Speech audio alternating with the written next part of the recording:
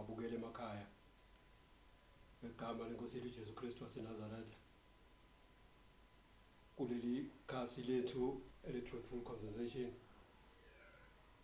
Nangalesi sikhathi sizobonga kakhulu umusa kaNkulunkulu ngaphansi kwesihloko esizothi Wisdom bring protection. Ubuhlakani okanye ukuhlakanipha kuletha ukuvikeleka. Sizokhuluma ngabantu mhlambe abanganakekile eBhayibhelini okanye ezweni lonke sakhile, kodwa uNkulunkulu wabasebenzisa labo bantu. Kodwa uNkulunkulu uthatha bona bese uyabasebenzisa. Baningi singababala abantu abanganakekile, kodwa uNkulunkulu uthethe bona wasebenzisa baba utho ezweni okanye emhlabeni jikelele, baba usizo kubantu bonke jikelele. Namanje sisazokhuluma ngendodakazi kwanye umama uRahabi, umama waseJeriko owayedume ngokufebe. Ukuthi uRahabi isifebe laseBhayibhelini basho kanjalo, bathi uRahabi isifebe. Kodwa ke ngifuna siqale sikhulume ngezwi lenkosi lapha encwadini waseKorinte bokuqala chapter 1 kanti verse lika 25 no26 no27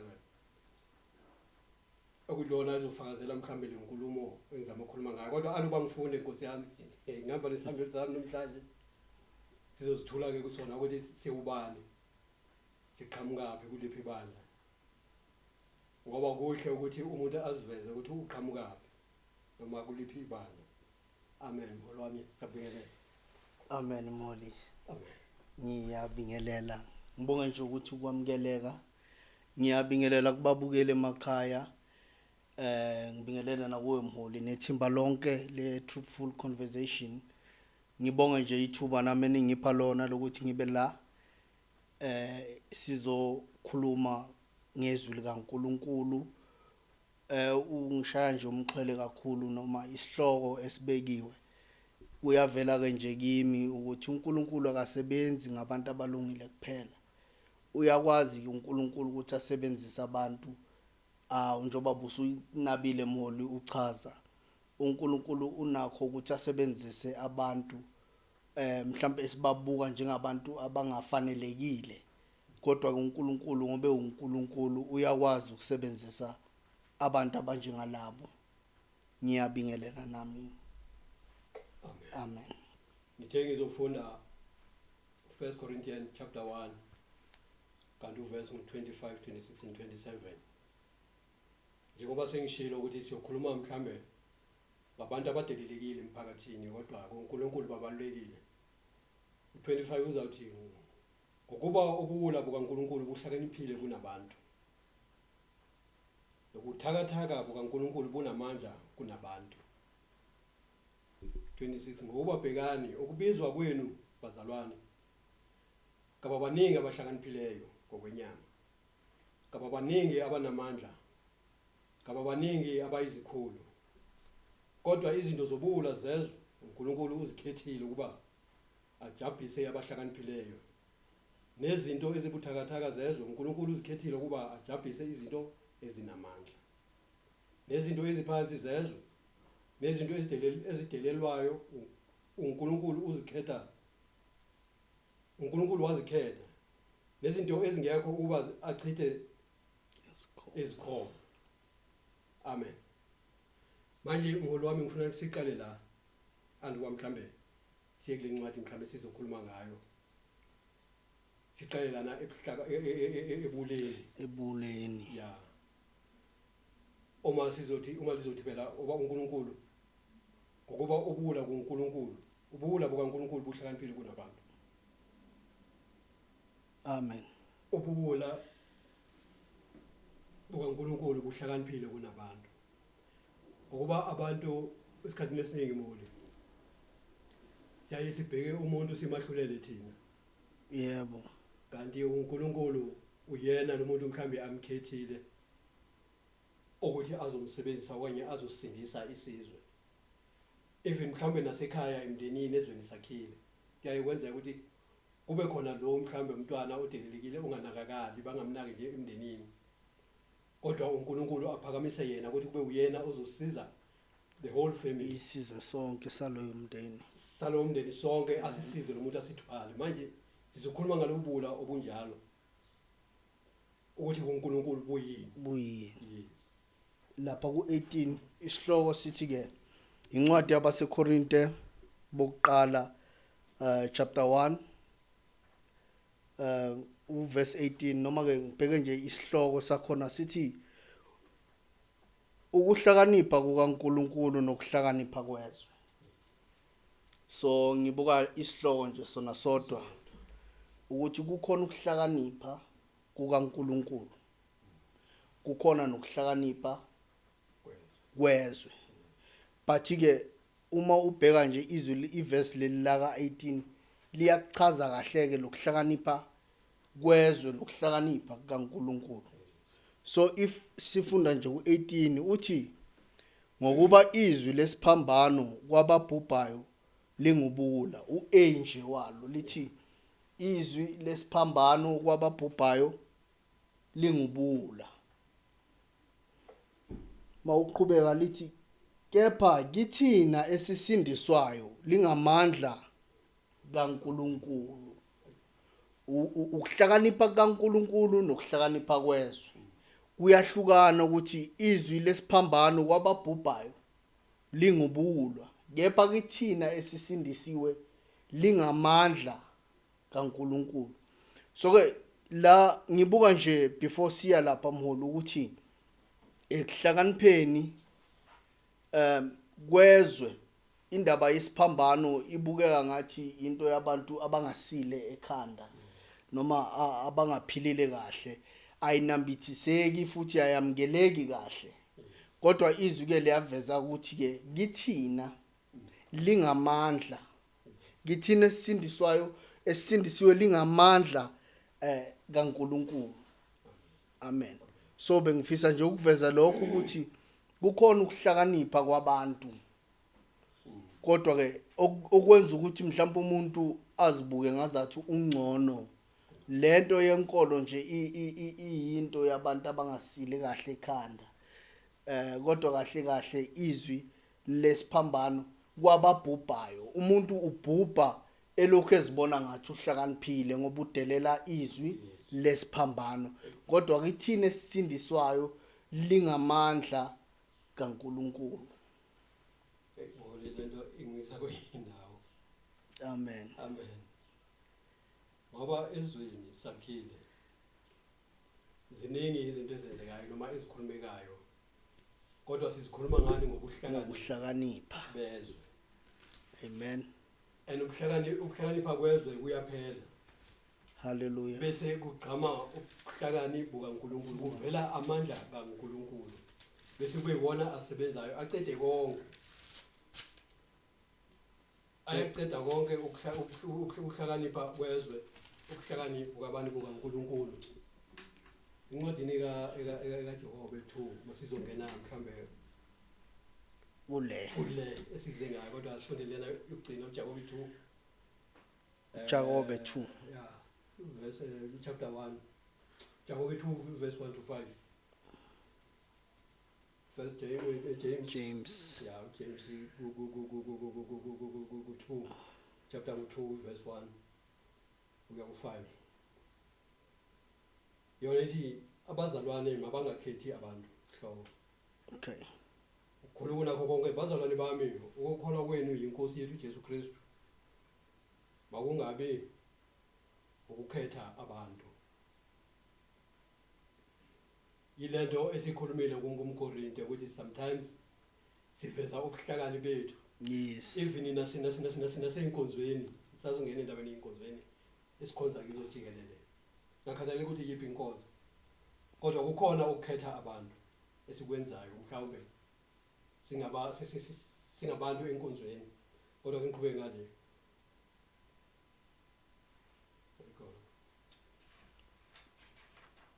Kukhona nje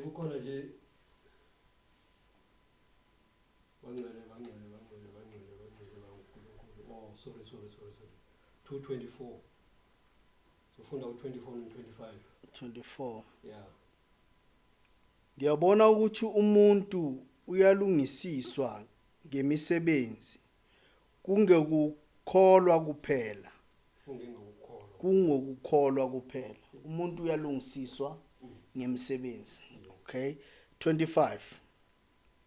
Kanjalo ke noRahabi isifebe walungisiswa ngemisebenzi yini. Ezamukela izithunywa eziphumisa ngenye indlela. Na 26. Ngokuba njengalokho umzimba ngaphandle komoya ufile, kanjalo nokukholwa ngaphandle kwemisebenzi kufile. amen uyabona lana lithi izwi manje umuntu mbuli uyalungisiswa Ngokukholwa. noma ngabe umuntu mhlambe mobe kangakanani ezweni kodwa ngokukholwa uyalungisiswa. Khumbula indoda yayisesiphambanweni noJesu. Amen. Omunye uyamhlambalaza kanti wena awasindisa abanye na wavusa abafileyo kungani ungazisindisi wena kanye nathi. Kodwa lesi sinye sithi kuJesu masisiphendula lesana sithi kanti nawe awumesabi na. Jesus yeah. Kanti nawe awumesabi na thina sikuloku uvuma izono thina sikuloku ulahlwa ngenxa yaloko esikwenzile. Kodwa lona akenza ngalucala. Ngaloko wasiwenze njani wase uyalungisiswa ngokukholwa. Ngaso leso sikhathi ukuthi uJesu wenzeni akenzanga lutho. Thina sonile uvuma izono zakhe thina sonile. Yiyo lonto mhlambe sisenjani sikulento esikiyo. Kodwa lona akenzanga lutho. Wase uyalungisiswa uma ethi Jesu uze ungikhumbule emusweni wakho.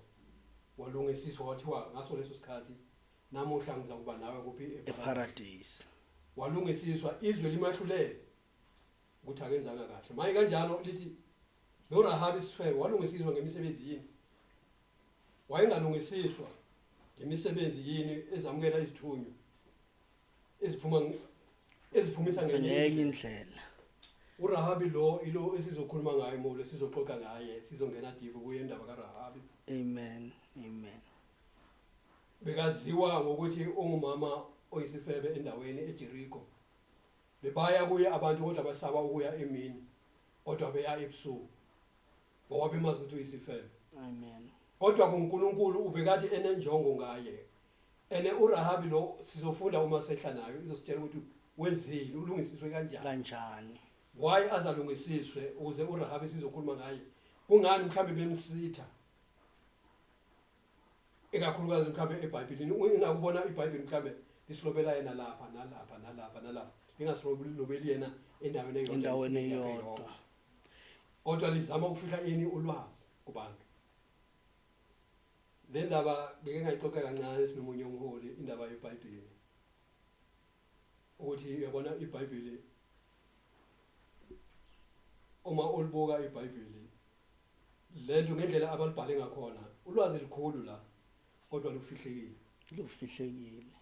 Abalibekanga mhlambe epagini e1 okanye evesini e1 okanye ngathi mhlambe asithi kuMethi balibeka kuMethi ukuthi bakhulume ngayo yonke into njengoba injalo. Kodwa eBhayibhelini bazoveza lo bese boyiveza mhlambe kuJohn, boyiveza mhlambe kuMkorinthi, boyiveza mhlambe kuSambulo njalo kodwa bakhuluma ngento eyodwa.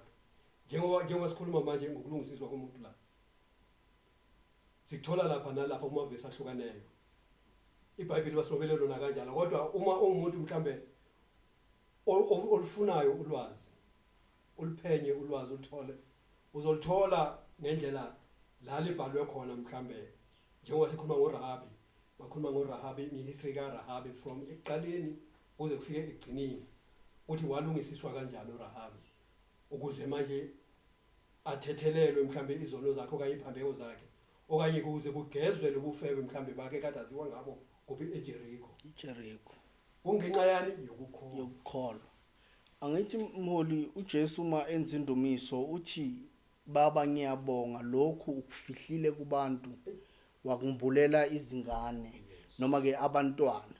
Ngamanye amagama mholi akusho ukuthi izwi likaNkulunkulu lifihliwe noma ezinye izinto zifihliwe, ukuthi zambulelwe abantwana, akusizo zonke izinto eziseBhayibhelini ezizoqondwa abantu bonke. Kodwa ke uthi uJesu makadumisa uthi ngiyabonga baba ukuthi lokhu kufihlile kubantu, wakumbulela abantwana. Abantwana njengoba nje uJesu uNkulunkulu udale wonke umuntu ezweni, kodwa ke phakathi kwabantu kwase kuphuma abantwana bakaNkulunkulu. So ibona bambulelwa iqiniso lezwi likaNkulunkulu. Ngiyabonga kakhulu moli. Moli masiya encwadini kaJoshua sizoyichaza kahle indaba kaRahabi ukuthi walungisiswa kanjani. Amen. Kwakwenze njani ukuze alungisiswe, kwakwenze njani ukuze athethelelwe, kwakwenze njani ukuze lisulwe leligama icala lakhe. Yebo. Kungasathiwa manje uRahabi isifebe and then waba ngukhokho okaDavid, waba ngukhokho okaJesu. La uJesu aza kusizwe, uJesu azalelwa kuso isizwe esivela kuphi kuRahabi.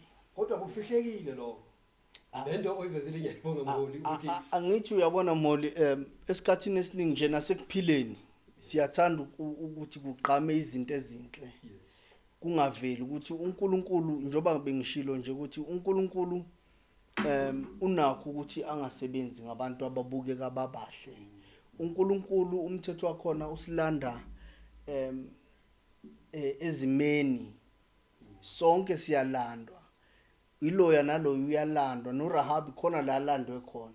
Kodwa ke asikuvezi kakhulu uma kukhule kunoma kusontiwe kushunyayelwa emabandleni, asikuvezi ukuthi kahle kahle uNkulunkulu akusiwo uNkulunkulu wabantu abalungile kuphela, uNkulunkulu olanda abantu noma besesimene sinjani, ukuze bonke abantu abalizwayo izwi bakwazi ukuphenduka ekwenzeni kwabo balandele yena. So ngiyayibonga kakhulu mholi indlela oyiveza ngakhona indaba kaRahabi la. Anduba mhlawumbe singene deep kuRahabi ake ngiveze kanje. Ngike ngathi mhlawumbe kusinye isikhathi emabandleni wonke nje amabandla yonke indawo ngaya mhlawumbe kunomsebenzi thizeni eholweni cela abaholi lapho uyeza wena uhamba nomama. Milike ungena njena eminyango ama-ushers azothatha wena mholi khuphukela ngeke. Yes. Umama banendaba naye. Abanandaba. Kodwa umama lona ikhona into uNkulunkulu amphathise yona. Exactly. Manje kodwa abanandaba naye umama uzobona ukuthi indawo uyithola kuphi, isitulo uyasithola noma akasitholi, okanye uhlala kwabanye umama okanye uhlala ubaba nendaba. Abanendaba. Kodwa wena njengomholi ngoba babona ukhololo bazokuthatha bakumise phezulu, hayi mholi woza ngapha indawo yakhe ikhona le phezulu. Uzofunela isitulo noma ngabe isitulo ziko kulala isitulo le ezansi ubuyohlala. Kodwa umama lo manje uNkulunkulu uphakamisa abantu abanjalo. And uNkulunkulu angithi uma ke nje abantu bahlanganyiswa uthi seni nyamanye. So ke ebandleni njengabantu esikholelwa ezweni likaNkulunkulu kwenziwa yini ukuthi mawungena eholweni kuhlukaniswa inyama, enye inyama iphathwe kahle, enye ingaphatha kahle, kanti sikhuluma ngenyama eyodwa la. Ingakho ke ithe ngaphandle kokukholwa akwenzeki umthokozisa uNkulunkulu. Manje ilokholo lwethu esinalo olwasemhlabeni. Yeah. Sibheka sijaja umuntu ngokumbuka kodwa singaboni ngaphakathi. Manje uNkulunkulu ubona umuntu kuphi ngaphakathi. Asiye mholi endabeni kaRahabi. Siqale nje ebese loqala. Lapho uJoshua ethuma khona izinhloli. Isihloko sizathi izinhloli zithunywa eJeriko zamukelwa uRahabi. Nethi isihloko nje mama. uJoshua uthuma izinhloli eJeriko. Masifika lena zamukela ubani? uRahabi. Isifebe. Bakhona abapristi bendawo. Bakhona abaprofeti bendawo. Bakhona abantu abangabazalwane bendawo. Uyabona lento yokukholwa ukuthi engathi ihambe ibe nama limits. Ingakho uzubuka ukuthi engathi laba bantu abangakasondeli kuNkulunkulu banakho ukuphatha abantu kahle ukundlula laba basendlini kaNkulunkulu. kunjalo ngizojamba nje ngizofunda bese ngiyajamba mona kodwa asifunde nje u1 uJoshua indodana kaNuni wathuma ngasese eseshithini amadoda amabili abe izinhloli wathi hambani nibone izwe neJeriko basuka bafika endlini yesifebe esigama laso linguRahabi balala khona. Inkosi yaseJeriko yatshelwa ukuthiwa bheka kwafika lapha ebusuku amadoda abantwana bakwaIsrayeli kuba-ahlola izwe. Inkosi yaseJeriko yathuma kuRahabi yathi khipha lawo madoda afike kuwe angene endlini yakho ngoba ezile ukuhlola izwe lethu. Mamela uRahabi uthi thanda ukholo lukaRahabi. uRahabi uma bemxoxela ngalamadoda awamukelile uthi lamadoda angama-Israyeli. uRahabi kuvuka inkonzo yokukholwa kuye. Amen. Uthi hey laba bantu abantwana bakaNkulunkulu. And uNkulunkulu abamkhonzayo akafani nale nkosi leni esiphethe la eJeriko. Lo uNkulunkulu abamkhonzayo yilo owenza konke. Wenza izimangaliso kuphi eGibhithe. Womisa ulwandle bahamba emhlabathini womileyo. Amen. Manje labantu labo kusho ukuthi banamandla. Sifunde u4. Owesifazane wayesithatha lawo madoda amabili owathukuza wathi kunjalo wathi kunjalo amadoda afika kimi kepha angingazi ukuthi avelaphi. Wathi ngesikhathi sokuvalwa kwesango lapho sekumnyama amadoda aphuma angazi ukuthi ayapi lawo madoda. Sheshani niwaxoxe ngokuba niyakuwafica. Uqala lapho ukusebenzisa ini ubuhlakani. Ingeke ngithe mina iwisdom iletha yini protection. Uqala manje ukuvela ini ubuhlakani manje kubani kuRahabi. Uvikela ini lamadoda kaNkulunkulu. Uyazi mholi mawusasho kanjalo kukhona incwadi evukayo uma ababelethisi selizwakele izwi ukuthi uFaro useshilo ukuthi akubulalwe bonke abantwana besilisa. Indlela evela la yobuhlakani bomuntu wesifazana osaba uNkulunkulu uqamba amasu ukuthi kuvikeleke icebo likaNkulunkulu. Amen. So nala ngibuka umqondo ocishe ufane ukuthi sibuka futhi owesifazane la ovikela abantu bakaNkulunkulu ezifaka yena esimeni esingamfaka engozini kodwa ke ngokukholwa uyalikhuluma leqiniso uthi ngibabonile kodwa ngibazi bavelaphi nokuthi bayephi. Kanjalo nalabo besifazane basho into ecishe ifane ukuthi labantwana banamandla labantwana bamaHebheru. Amen. So ke ngiyabuka lokho ukuthi icebo likaNkulunkulu impela lingevinjwe. uNkulunkulu uyakuveza ukuhlakanipha kumuntu ukuze avikele aprotecte icebo likaNkulunkulu regardless of isituation ukuthi ingaba inkulu kangakanani kumuntu, but uNkulunkulu onjalo okwazi ukuthi avikele icebo lakhe. Amen. So ke ngiyalibuka nje icebo likaNkulunkulu la kumuntu mhlambe endaweni oyi right off obizwa ngegama elithize. Uyabona unegama neBhayibheli uma ulifunda la limveza kahle ukuthi isifebe, uRahabi isifebe igama noma ilabel alitholile. Kodwa uNkulunkulu ngobe uNkulunkulu onesihawu nomusa usebenzisa umuntu olabeluliwe onegama uyamthatha uzovikela icebo lakhe. Amen. Singaqhubeka mholi. Uthi sheshani waxoxe ngoba niyawafica. Usayibeka ukuthi ubeka impilo yakhe engcupheni. Uthi uma ngazwakala ukuthi uyena owafihlile uphahleni angabulawa nokubulawa. Uthi kungani wabulala lamadoda? Kungani wafihla lamadoda isiwafunayo? Asiqhubeke ba. Lithi manje uverse 8. Engakalali wanyukela kuwo ophahleni. Wathi kumadoda, kulaveza khona manje ukholo lwakhe Amen. isiprofeto manje. Amen. Wathi kumadoda, ngiyazi ukuthi uJehova unonike izwe nokuthi sehlelwe ngokunesaba nokuthi bonke abakhileyo ezweni baphele amandla phambi kwenu. Akifunde kahle. Wathi kumadoda uRahabi loyo, Amen. amadoda uphahlile. Uphahleni. Usho lo phansi ukuthi Bangezwa. Uthi ngiyazi ukuthi uJehova unonikile izwe. One, ngithanda lento uthi ukhuluma ukukholwa. Kholwa lo. Laba bantu baze la bazohlola. Bazinhloli bazohlola ukuthi indawo ilungile. uRahabi engithe mina unelabel noma ulabelwe njengomuntu oyisifebe omuntu ongenankulunkulu.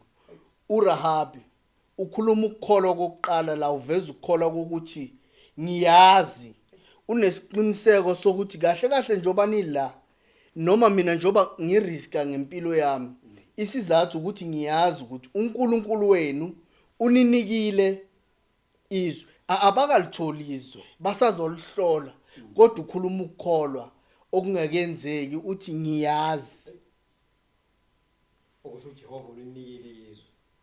Ngiyazi ile lizwi nje elingibamba kakhulu muli lokwazi umuntu ukukholwa ukuveza yabona uqiniseka ngakho kungakenzeki ukubuka basazo yabona nje le ndaba laba bantu njoba befikile bazohlola abakalitholi izwe kodwa okhulumayo uthi ngiyazi kodwa uveza lento kaJehova ukuthi njoba nila ingoba uJehova uninikile izwe. Yabona ukukholelwa entweni ingakenzeki ingako noma sikhuleka bese sikukholwa ukuthi lento esikhulekelayo senzenjani sinayo bese siyathemba bese siyamukeliswa manje naye la uveza ukukholwa nesiprofeto. Amen. Sento ezokwenzeka ingakenzeki ukuthi uJehova uninikile izwe. Ya. Nokuthi sehlelwe ukunesaba nokuthi sehlelwe ukunesaba thina baseJericho funa sehlelwe yini ukunesaba. Ya. Ukuthi bonke abakhileyo ezweni baphele amandla phambi kwenu. Bonke abakhileyo ezweni behlelwe amandla phambi kwenu. Ngoba nina amandla. Sikhulumeka sesehlenayo. Sizwe manje isiprofeto sakhe sizwe manje indlela ezwa ngayo ukuthi utheni.